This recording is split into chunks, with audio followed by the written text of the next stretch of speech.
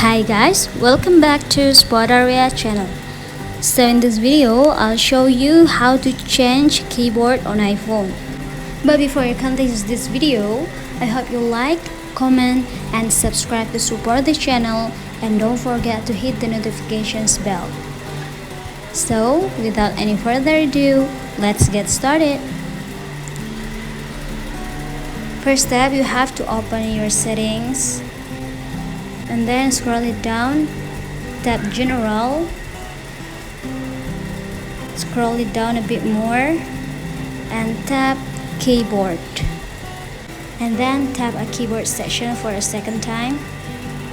Then you have to tap add new keyboard, then choose the keyboard from the list. Yeah, just it. You have to repeat to add more keyboard. And if you add a keyboard for a different language, the corresponding language is automatically added to the preferred language order list. You can view this list and add language directly to it in settings, and then scroll it down to general and pick language and region. You can also reorder the list to change new apps.